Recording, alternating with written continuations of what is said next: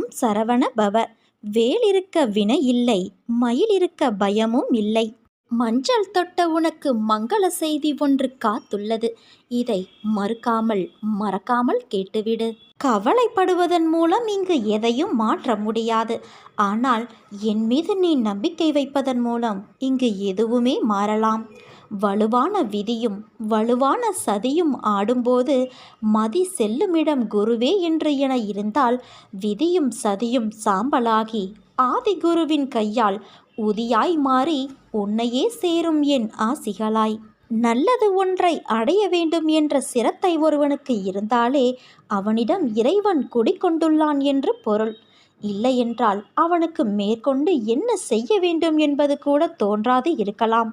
அதனால் நாம் செய்யும் ஒவ்வொரு செயலின் பின்னணியிலும் இறைவன் இருக்கிறான் என்று நம்புபவனுக்கே பிரபஞ்சமும் அதன் இயக்கங்களும் ஒவ்வொன்றாக புரிய வரும். அது மட்டுமல்லாது அண்டத்தில் உள்ளதுதான் பிண்டமாகிய நம்முள்ளும் இருக்கிறது என்ற இறுதி உண்மையும் தெரிய வரும். செய்யும் தொழிலே தெய்வம் என்று செயல்புரிபவனுக்கு தொன்று தொட்டு விளங்கும் அறியாமை என்னும் இருளை போக்கி ஞானத்தை நான் வலிய வந்து தந்திடுவேன் என்று நான் உனக்கு உத்தரவாதம் தருகிறேன். நல்லது என்றும் குழப்பத்தை ஏற்படுத்தாது. தீயது உன்னை நெருங்கினால் உன்னால் ஏற்க முடியாமல் குழப்பம் வரும். இதை விழிப்புணர்வோடு கவனித்தால் தீயவை நெருங்காமல் உன்னை பாதுகாத்து கொள்ளலாம். அனைத்திலும் விழிப்புணர்வு முக்கியம் என் குழந்தையே. இந்த விழிப்புணர்வை தருவதுதான் இறையாற்றல். புகழை பொருட்படுத்தாதே, ஆனால் புகழ் பெறுவதற்கு தகுதியுடையவராக உன்னை உருவாக்கிக்கொள். ஆறறிவின் அற்புத ஆற்றலை ஆறடி செல்லும் வரை புரிந்து கொள்ள இயலவில்லை. ஒரு விஷயம் நல்லதா கெட்டதா என்று சந்தேகம் வந்தாலே அது கெட்டதுதான் என்று தாராளமாக முடிவெடு. நல்லது எப்போதும் குழப்பத்தை உண்டாக்காது. இயற்கையோடு ஒன்றி வாழ்ந்த காலம் மாறி செயற்கையாக மனிதர்கள் திருப்திப்படுவதாக நினைத்து தங்களை தாங்களே ஏமாற்றிக் கொள்கிறார்கள். வாழ்க்கையில் பணத்தை தேடிக்கொண்டே இருக்காதே. கிடைத்ததை அனுபவிக்கவும் நேரம் ஒதுக்கு.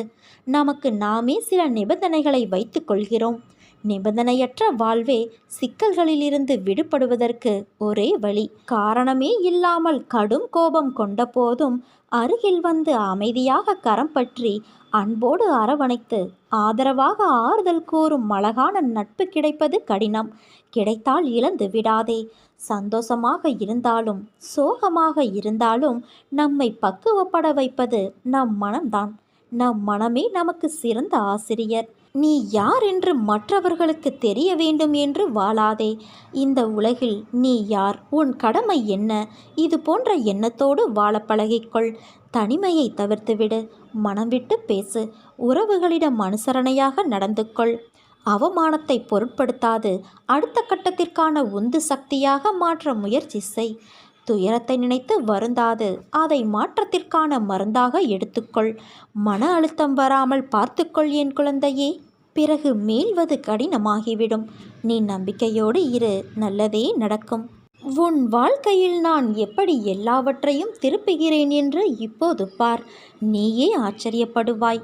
அனைத்து மகிழ்ச்சியோடும் உனக்கு ஒரு புதிய ஆரம்பம் கிடைக்கும் என் குழந்தையே. வாழ்க்கையில் தேடும் ஒன்று உன்னை விட்டு தள்ளி செல்கிறது என்று யோசிக்கிறாயா? உன் பிரச்சனைகள் என்னவென்று நீ சொன்னால்தான் எனக்கு தெரியுமா? உனக்குள்ளேதான் நான் இருக்கின்றேன். நான் உனக்கு புலப்படவில்லையா? என்னை நீ மறந்துவிட்டாய் என்றும் உதாசீனப்படுத்திவிட்டாய் என்றும் நான் கூறவில்லை. அவ்வாறு நீ செய்யவும் மாட்டாய். ஆனால் என்னிடம் பேசும்போது நடந்து முடிந்த கஷ்டத்தை பற்றிய புலம்பல் மட்டுமே கூறுகிறாயே. நான் உன்னிடத்தில் புலம்பக்கூடாதா என்றுதானே உன் மனதில் கேள்வி எழுகிறது. நான் உன்னிடம் அப்படி கூறுவேனா தங்கமே? முடிந்ததை புலம்பி நீ என்ன சாதித்தாய்? அதைத்தான் நான் உன்னிடத்தில் சொல்ல வருகின்றேன். என் துணை எப்போதும் உனக்கு இருக்கும். நீ தன்னம்பிக்கையோடு இருக்க வேண்டும். தொலைந்து போன பொருளை நினைத்து வருந்துவதால் நீ பெற்றது ஒன்றும் இல்லை.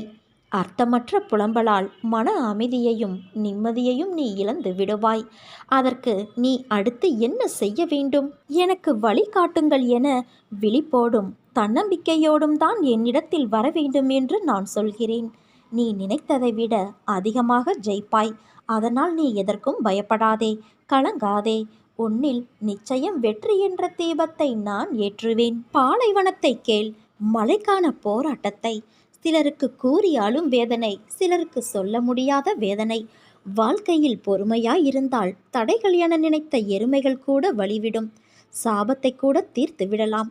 கோபத்தை விட்டால், கோபத்தால் ஆபத்து என்றுமே உனக்குத்தான். பாவத்தை செய்ய ஒருபோதும் முன்வராதே. பாதை மாறி செல்லும் ஆற்றின் ஓடத்தைப் போல திரும்பிய பக்கம் எல்லாம் திரும்பாமல் பொறுமையோடு நீ நீயாகவே இரு. தன்னை விட அடுத்தவர் சுகமாக வாழ்கிறார் என்கின்ற எண்ணம்தான் எல்லா துன்பங்களுக்கும் காரணமாக இருக்கிறது. எல்லா சூழலிலும் அமைதியாக இருக்கும் அளவிற்கு உன் மனதை நீ பழக்கப்படுத்து. உன் வாழ்க்கை உனக்கு மட்டும்தான், மற்றவர்களுக்கு வெறும் வேடிக்கைதான். உன் வாழ்க்கையில் மெய்யான அக்கறை கொண்டோர் கண்டிக்கும் போது கோபம் கொள்ளாதே குழந்தையே. நீ பேசும்போது மனதில் பட்டதை அக்கறையோடு பேசு. அடுத்தவர் பேசும்போது கவனமாக காது கொடுத்து கேள்.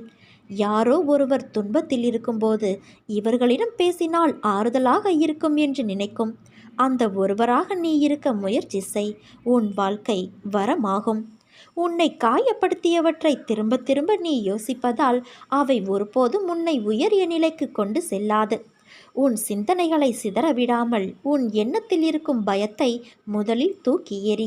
இது நடக்குமோ அது நடக்குமோ என்று சிந்தனையில் எண்ணுவதை விட, என் தந்தையை மீறி என் அம்மாவை மீறி எதுவும் நடந்துவிடாது என்று என் மீது முதலில் பரிபூரண நம்பிக்கை கொள். என்னை மீறி உனக்கு எதுவுமே நடந்துவிடாது.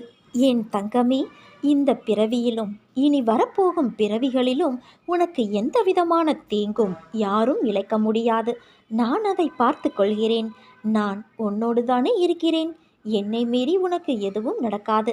நீ நம்பிக்கையோடு இரு, நல்லதே நடக்கும். உன் வாழ்வில் நிகழ்வது எதுவானாலும் அதை மனதார ஏற்றுக்கொள். ஏனென்றால் நீ கருவாகும் போதே அது தீர்மானிக்கப்பட்டது. உனக்கான நேரம் வரும் வரை கொஞ்சம் பொறுமையாக இரு என் குழந்தையே. தர்மம் நிலை குலைந்து அதர்மம் நியாயம் செய்கிற கலிகாலத்தில் நாம் வாழ்ந்து கொண்டே இருக்கிறோம். இப்போது நாம் பார்க்கும் எந்த இடத்திலும் நியாயத்திற்கும் நேர்மைக்கும் உண்மையான உழைப்புக்கும் உகந்த பலன் கிடைக்காத சூழல் நிலவுகிறது. நேர்மையாக வாழ்பவர்கள் அலைக்கழிக்கப்படுகிறார்கள். ஏமாற்றுகிறவர்கள், பொய் பேசுவதை அன்றாட தொழிலாக வைத்திருப்பவர்கள், பிறர் சொத்தை அபகரிப்பவர்கள், இப்படி எல்லோரும் சீரும் சிறப்புமாக வாழ்கிறார்கள். நிலை தவறுகிறவர்கள் தங்கள் வாழ்வில் நடக்கிற ஒவ்வொரு நிகழ்விற்கும் ஜோதிடம், அருள்வாக்கு என சதா அலைகிறார்கள். இதனால் அவர்களின் பிள்ளைகளுடைய வாழ்க்கை கெட்டு விடுகிறது. இறைவனை நம்பும் மக்களும் நல்லவர்களும் கெட்டு போகக்கூடாது. கடனிலும் கஷ்டத்திலும் சிக்கி அல்லல் படக்கூடாது. பொய் பேசுபவர்களின் பேச்சை இனிமேலும் நம்பி ஏமாறக்கூடாது என்ற நோக்கில் நான் நல்லவர்களையும் கருணை மனம் உள்ளவர்களையும் தேடி தேடி பிடித்து கொண்டு இருக்கிறேன். அப்படித்தான் நீயும் என்னால் பிடிக்கப்பட்டாய். சிட்டுக்குருவியின் காலில் நூலை கட்டி இழுப்பதைப் போல என்னிடம் நான் தான் உன்னை வரவழைத்தேன். நானே எல்லா நிகழ்வுகளுக்கும் காரணகர்த்தா ஆகும்போது தேவையற்ற முயற்சி, அலைச்சல், குழப்பம் வேண்டாம். நான் உன்னை விடுதலை செய்து விடுவேன் குழந்தையே. எந்த அளவிற்கு இப்போது நீ கஷ்டத்தை அனுபவிக்கிறாயோ அதைவிட அதிகமான மகிழ்ச்சியை நீ அனுபவிக்கப் போகிறாய் என்பதையும் மறவாதே.